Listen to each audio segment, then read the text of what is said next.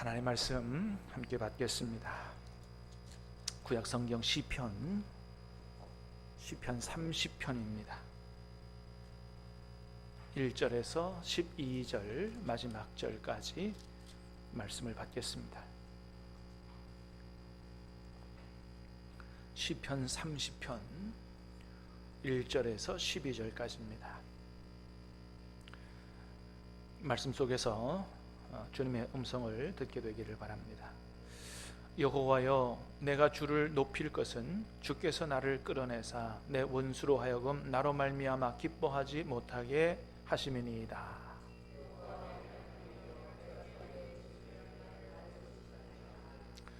여호와여, 주께서 내 영혼을 수월에서 끌어내어 나를 살리사 무덤으로 내려가지 아니하게 하셨나이다.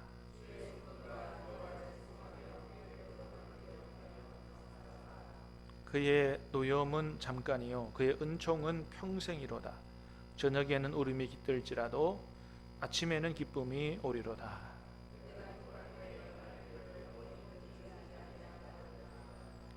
여호와여, 주의 은혜로 나를 산같이 굳게 세우셨더니 주의 얼굴을 가리심에 내가 근심하였나이다.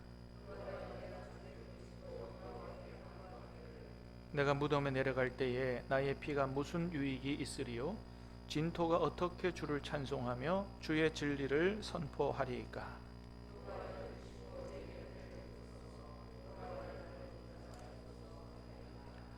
주께서 나의 슬픔이 변하여 내게 춤이 되게 하시며 나의 베옷을 벗기고 기쁨으로 띄우셨나이다.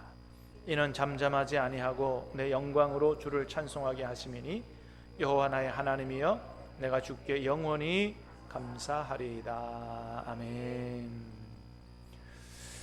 오늘 밤은 시편 30편 말씀을 통해서 형통의 유혹을 극복하십시오 라는 제목으로 말씀을 듣겠습니다. 자, 오늘 우리 시편 30편 읽었는데 시편 제일 머리 위에 제목같이 달려있는 게 있죠. 그걸 이제 흔히 표제어다 그렇게 얘기합니다. 표제어다. 표제어가 뭐라고 되어 있어요? 성전 낙성가다 그렇게 되어 있죠. 성전 낙성가라고 되어 있는데 사실은 다윗의 시, 물론 이 다윗의 시라고 되어 있는 게 모두가 다윗이 지었다, 학자들은 그렇게 합니다. 정확히 다윗이 지었다라고만 얘기할 수 없다. 시를 모을 때 다윗과 연관되어 있는 어떤 범주에 들어가면 다윗의 시로 이렇게 제목을 붙인다, 뭐 이런 얘기도 있습니다만은, 자, 어쨌든 간에 다윗이 지은 시라고 한다면 사실은 다윗에게는 하나님이 성전을 짓도록 허락하지 않으셨기 때문에, 그래서 다윗은 성전 낙성식을 경험한 적이 없는 사람이에요. 그런데 다윗의 시하고 성전 낙성가라고 이름이 붙어 있거든요. 이게 뭘 얘기하는 거냐 하면 다윗이 지었지만 이게 나중에 어떻게 쓰여졌다라고 하는 걸 말하는 거냐 하면 성전 낙성식 때 불려진 시다, 이런 의미가 그 속에 있는 겁니다. 이 시가 성전 낙성식 때 굉장히 중요한 예식이죠.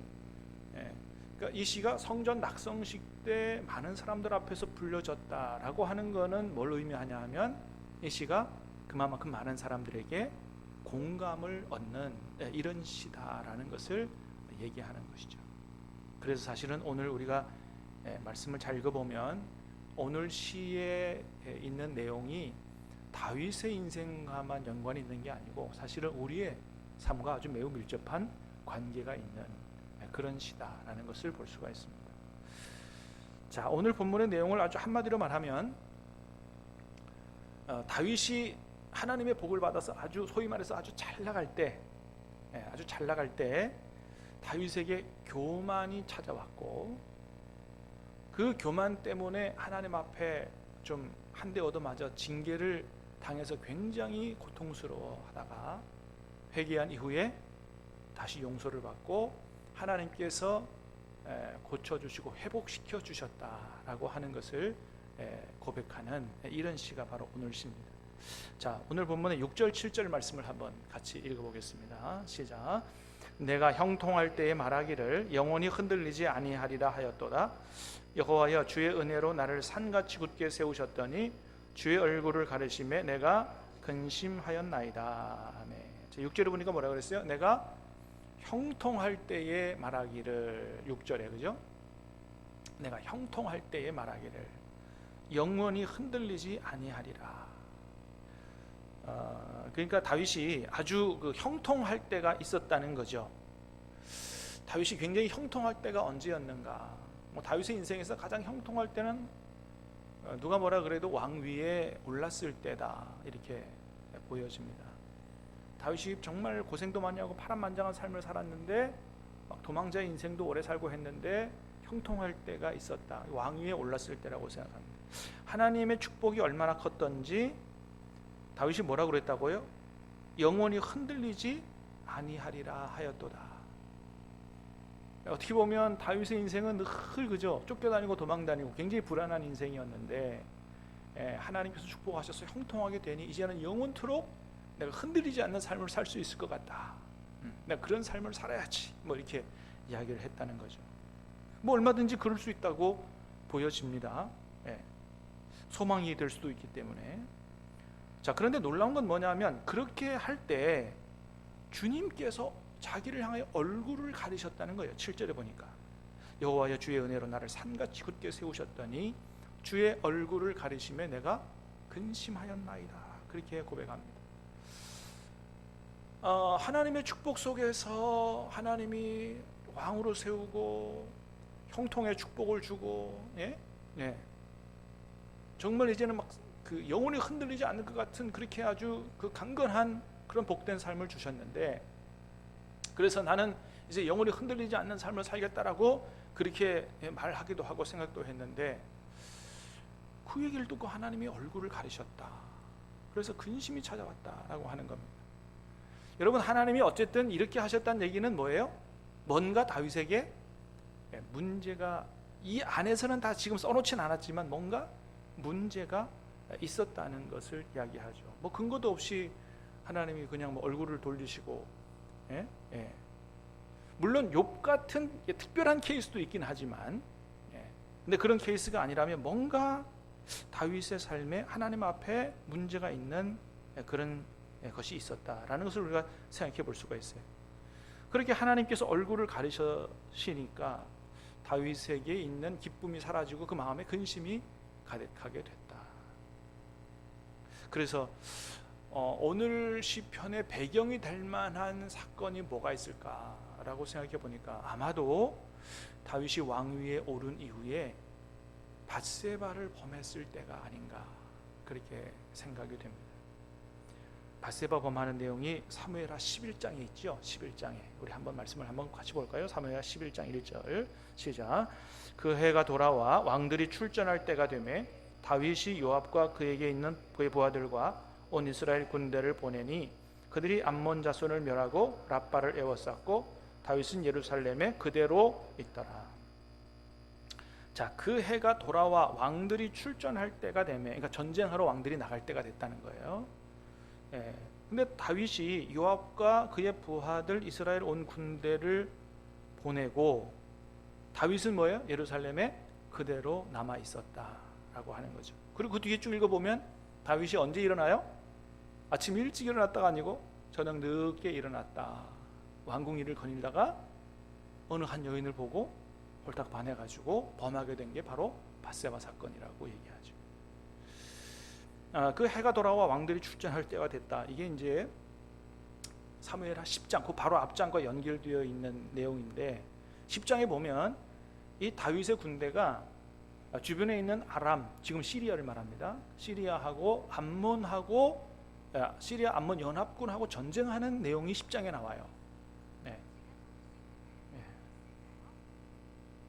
아이패드가 갑자기 이 목소리 인식을 해가지고 지가 막 대답을 하고 그래요. 조용히 해. 됐습니다. 그런데 거기서 암몬 연합군과 전쟁을 하는데 다윗의 군대가 대승을 합니다. 대승을 하는데 이제 완전히 장악하지는 못한 것 같아요. 해가 돌아와서 이제는 다윗의 군대가 다시 암몬, 완전히 점령하지 못한 암몬을 완전히 정복하기 위해서 다시 전쟁을 재개해요. 다시 그래서 해가 돌아와서 이제는 전쟁, 아마 따뜻할 때라고 보여지는데 전쟁을 하러 나갈 때 다윗이 요압과 그의 부하들은 다 내보내고 자기는 안 나갔다라고 기록하고 있죠. 왜 안 나갔겠어요? 자기가 안 나가도 충분히 우리 군대가 충분히 이길 거라고 확신했기 때문이죠. 그만큼 지금 이때가 하나님께서 다윗에게 큰 복을 주시고 형통하고 강건하고 평강할 때, 평안할 때 이런 축복을 주신 것입니다. 자, 하나님께서 축복하셔서 나라가 부강해지고 자기가 왕이 되고 나라 부강해지고 국방력이 증진되고 이웃나라 연합군과 싸워도 승리하고 이렇게 형통하고 평안하게 된 이때에 오히려 다윗이 어떻게 해요? 밧세바를 범하는 굉장히 큰 죄를 범하게 됐다라고 하는 것입니다. 여러분, 그렇습니다. 그래서 사실은 우리가 모두가 다, 모든 사람이 소망하는 게 뭐예요? 우리가 하는 모든 일들이 다 잘 되기를 바라죠. 직장도 견고하고 사업도 잘 되고 자녀들도 잘 크고 모든 일이 다 잘 되기를 원하지만은, 그러나 한편 그때가 영적으로는 대단히 위험할 때다라고 하는 것을 성경은 분명히 말씀하고 있다라고 하는 것입니다. 형통할 때, 강건할 때, 힘이 있을 때, 이럴 때 굉장히 영적으로는 위험한 때인데, 그때 주로 어떤 위험이 우리에게 찾아오냐 하면 교만이라고 하는 위험이 찾아온다라고 하는 겁니다. 여러분, 하나님께서 가장 싫어하는 죄 중에 하나가 뭐예요? 바로 교만이죠. 우리가 교만하게 되면 하나님이 어떻게 하신다고 말씀하세요? 대적하신다고 말씀하시죠. 하나님은 교만한 걸 너무 싫어하신다. 여러분, 사람이 교만하게 되면요, 하나님만 대적하는 게 아니에요. 사람들도 그 사람을 싫어합니다. 사람들도 대적해요. 그래서 교만하면 누군가 그랬어요. 하나님 앞에 버림받고 사람 앞에 버림받는다고. 그래서 항상 겸손해야 된다. 근데 힘이 있게 되고 모든 일이 잘 되고 말이지, 돈도 잘 벌리고 이러면 이제 교만하기 십상이다라고 하는 거죠. 자, 그렇기 때문에 교만은 잠언서에서 말씀합니다. 패망의 선봉이요 넘어짐의 앞잡이다 그랬습니다. 동창회에 나가보면 간혹 그런 친구들을 봐요. 어릴 때는 뭐 그냥 고만고만하니까, 그죠? 근데 이제 동창회 나가보면 그 뭐 어렸을 때 그렇게 뭐 앞에서 두각을 나타내고 뛰어나고 뭐 이러지 못했던, 맨날 기죽어 가지고 한 구석에 있고 또 공부도 잘 못해가지고 선생님한테 야단 맞고 이러던 애들이 밖에 사회에 나가서 무슨 조그마한 사업을 해가지고 그 사업이 갑자기 잘 돼서 돈을 막 엄청 번 애들을 가끔 만나게 돼요. 그러면 그 친구들이요, 옛날하고 모습이 완전히 달라졌어요. 목에 얼마나 힘을 주고 그러는지.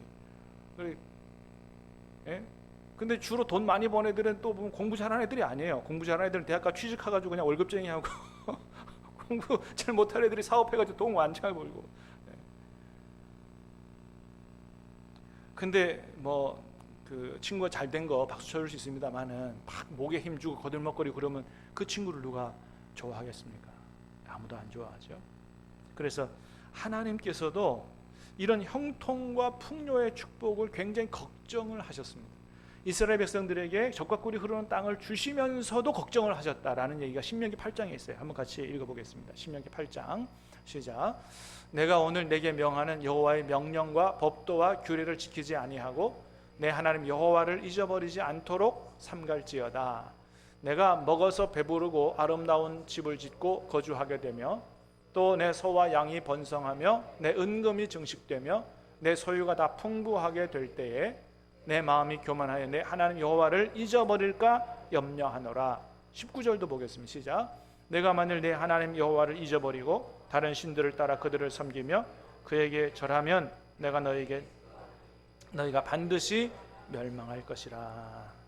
하나님께서 애굽에서 구원해서 적과 꿀이 흐르는 가나안 땅을 주시면서 걱정한 부분이 그거예요. 네가 그 땅에 들어가서 먹어서 배부르고 아름다운 집을 짓고 내 소와 양이 번성 은근히 증식되고 내 소유가 다 풍부하게 될 때에 내 마음이 교만하여 하나님을 잊어버리게 될까봐 염려스럽다. 하나님 잊어버리고 그 풍류에 젖어가지고 또 풍류를 쫓다가 바알 섬기고 하면 어떻게 해요? 반드시 멸망할 거라고 말씀하십니다. 그러므로 사랑하는 여러분, 저와 여러분은 하나님께서 막 하늘 문에 땅의 문을 다 열어서 막 상상을 초월할 정도로 엄청나게 부어주셔도 절대로 하나님 앞에서 하나님을 잊어버리게 된다든지 하나님 앞에서 교만하게 되는 그런 일이 절대 없게 되기를 주님의 이름으로 축복합니다. 아니, 오히려 더 이 모든 축복이 누구에게로부터 온 것이다? 하나님께로부터 온 것이라는 사실을 분명히 기억하고 하나님 앞에 감사하며 또 하나님을 더욱더 잘 섬기는 저와 여러분 될 수 있기를 주님의 이름으로 축복합니다. 그래야 하나님이 마음껏 더 주시죠. 그래서 그 축복을 통해서 하나님의 일들을 할 수 있도록 교회를 세워가고 복음을 전하고 많은 사람들을 구제하고 축복의 통로로 살아갈 수 있도록 그걸 축복하시는 거죠. 여러분, 하나님이 우리에게 주시기 원하는 복은 영적인 복만 아니고 여러분 이 세상에 육신적인 복도 주시기를 원하시는 줄로 믿습니다. 영혼이 잘된 같이 범사가 잘 돼서 축복의 통로로 사는 게 하나님의 뜻이지, 영적인 복만 주시기를 원하시는 분이 아니라는 거죠. 자, 그래서 이렇게 다윗에게도 아브라함에게도 마찬가지고 믿음의 조상들에게 하나님이 이렇게 큰 축복을 주셨는데 참으로 안타깝게도 다윗은 그렇게 형통하고 부강하게 될 때 오히려 하나님을 더 잘 섬기지 못하고 죄의 유혹에 빠지게 됐다라고 하는 겁니다. 그래서 오늘 말씀을 보면 결국 다윗이 하나님 앞에 한 대 크게 얻어 맞는 것 같아요. 자, 3절 말씀 보겠습니다. 시작. 여호와여, 주께서 내 영혼을 수월에서 끌어내사 나를 살리사 무덤으로 내려가지 아니하게 하셨나이다. 9절도 보겠습니다. 시작. 내가 무덤에 내려갈 때에 나의 피가 무슨 유익이 있으리요? 진토가 어떻게 주를 찬송하며 주의 진리를 선포하리이까. 자꾸 자기 영혼을 수월에서 끌어낸다. 나를 살리사 무덤으로 내려가지 아니하게 하셨다. 무덤으로 내려갈 때에 자꾸 무덤에 관한 얘기를 해요. 무슨 얘기예요? 정말 죽을 뻔했다는 거거든요. 그러니까 아주 정말 죽기 직전까지 가도록 하나님이 아주 다윗을 아주 세게 때리셨다는 거죠. 여러분, 왜 하나님이 그토록 내 마음에 합한 사람이라고 하시는, 그렇게 사랑하시는 다윗을 세게 때리셨을까요? 왜요? 사랑하시기 때문이에요. 믿습니까? 사랑하시기 때문에 세게 때린 거예요. 제가 우리 아이들한테 매를 잘 안 드는 편인데 제가 우리 둘째 아들한테 한번 되게 세게 한번 매를 든 적이 있어요. 초등학교 4학년 때인가 아마 그래요. 초등학교 4학년 때. 그러니까 꽤 오래됐죠. 얘가 우리 부부도 모르는 사이에 게임 중독에 빠진 거예요. 근데 이제 게임을 하게 되면 막 아이템을 사거든요. 그 아이템을 사는데 얼마어치 산지 아십니까? 초등학교 4학년 때 200만 원어치를 샀습니다. 이야, 얘가 앞으로 큰일 낼 냅니다. 아주 보통 애가 아니에요. 20만 원도 아니고 게임 아이템을 200만 원어치를 샀어요. 그 나중에 제가 그쪽 업체에다 항의를 해가지고 당신 도대체 당신네들 뭐하는 사람들이냐, 이런 미성년자한테 이렇게 많이 팔아먹냐, 그래가지고 100만 원 돌려받고 3개월 전에 거는 못 돌려받는다 그래서 제가 못 돌려받고 말았는데, 그 중독이 그렇게 무섭더라고요. 그 이제 얘기를 했어요. 너 어쩌다 이렇게 했느냐? 그랬더니 뭐라고 하냐? 아빠, 이걸 안 해야 되는 줄 아는데도 잘 안 되더라고요. 거기가 빠지니까. 애가 제어가 안 되는 거죠. 그럼 여러분 거기서 누가 구해줘야 돼요? 부모가 구해줘야 되죠. 자기 혼자서 안 되니까.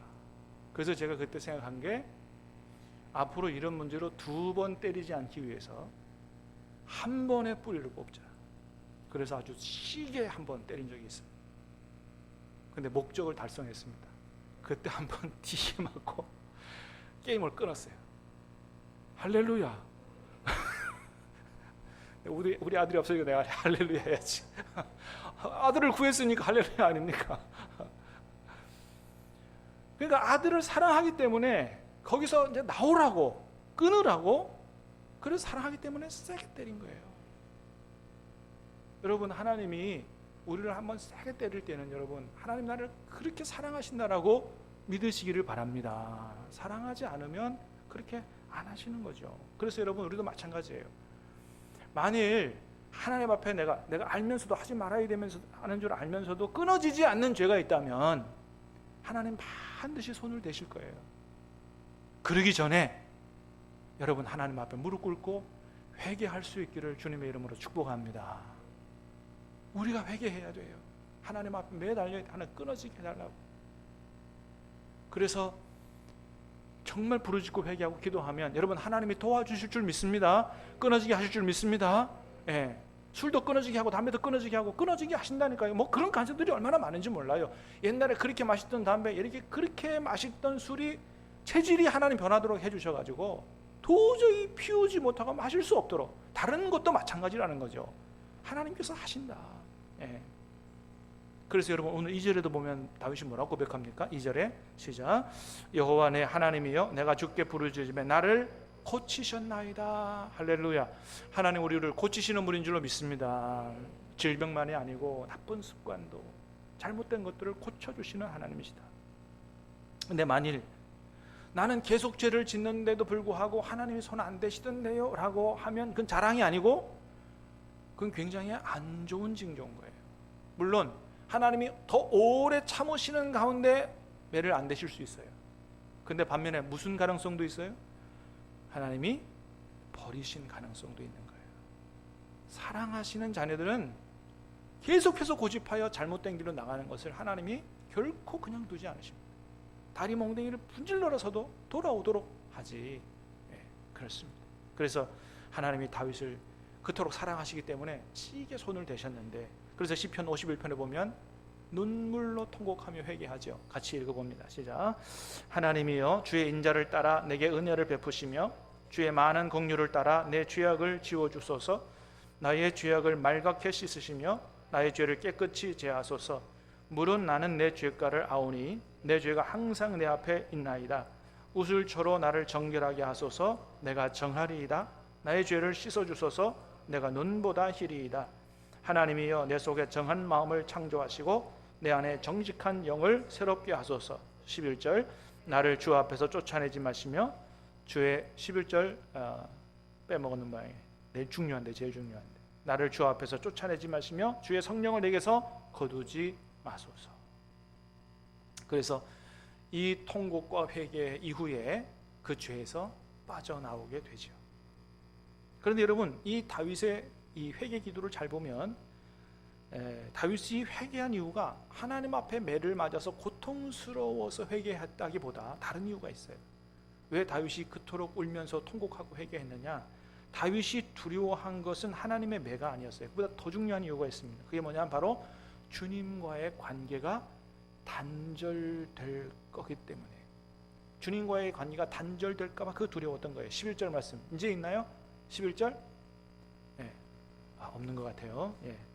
나를 주 앞에서 쫓아내지 마시며 주의 성령을 내게서 거두지 마소서. 그렇습니다. 다윗이 뭘 두려워했냐 하면 이 죄로 말미암아 하나님이 나를 버리실까 봐, 그리고 하나님이 나를 떠나가실까 봐 그걸 굉장히 염려하고 걱정하고 하나님 앞에 기도했다는 거예요. 자기 죄 때문에 하나님이 떠나가시면 어떡하냐. 다윗이 뭐가 가장 중요한 건지를 제대로 알았던 사람이죠. 그게 뭐라고요? 하나님과의 관계. 그렇습니다. 여러분 우리 요새 새벽에 욥기 말씀 묵상하고 있습니다마는 하나님이 죄 없는 욥에게 그토록 엄청난 고난을 허락하신 이유가 뭐라 그랬어요? 욥의 믿음은 사단이 고발한 것처럼 까닭이 있어야만 믿는 믿음이 아니고 까닭이 없어도 신실하게 나를 믿는 믿음의 사람이다라는 사실을 온 천하의 하늘의 권세들에게까지 다 보여주시기 위해서 그런 고통을 허락하셨죠. 근데 그보다 더 중요한 원인이 있어요. 하나님이 욥에게 그 고통을 허락하신 이유, 더 중요한 것은 바로 뭐냐면 하나님과의 관계를 더욱더 온전하게 하기 위해서 고통을 허락하셨어요. 그래서 그게 욥기 결론 42장 끝에 가면 나옵니다. 욥기 42장 5절입니다. 시작. 내가 주께 대하여 귀로 듣기만 하였사오나 이제는 눈으로 주를 배웁나이다. 그러니까 욥이 이 고난을 다 지난 이후에 하나님의 축복을 주신 축복을 그 고백하고 간증하는 대목에서 고백한 거예요. 내가 전에는 주께 대하여 귀로 듣기만 해도 욥은 그렇게 하나님을 잘 섬겼던 사람이에요. 그런데 이런 고통을 다 겪은 이후에는 뭐예요? 이제는 눈으로 주님을 배운 것 같은 그런 내가 믿음을 갖게 됐다고 고백합니다. 여러분 그렇습니다. 욥이 나중에 2배의 물질적 축복을 받지만 하나님 그걸 위해서 욥을 이렇게 고통받게 하신 게 아니거든요. 그 전에도 큰 부자였어요. 그 2배의 재산을 갖는 게 무슨 소용이 있습니까? 그걸 위해서 고통을 허락하신 게 아니고 귀로 듣던 신앙에서 눈으로 볼 수 있는 더욱더 하나님과의 관계가 온전해지도록 하기 위하여 그런 어려움도 허락하셨던 거거든요. 여러분 그렇습니다. 하나님이 우리에게 있어서 뭘 제일 중요하게 여기시냐 하면 바로 이 하나님과의 관계입니다. 사실은 하나님은 저와 여러분 죄로 말미암아 깨어진 끊어져 버린 하나님과의 관계를 다시 회복시키기 위해서 욥에게 허락하신 그 고통과도 비교할 수 없는 고통과 희생을 감당하신 분이에요. 어떤 고통과 희생을 감당하셨어요?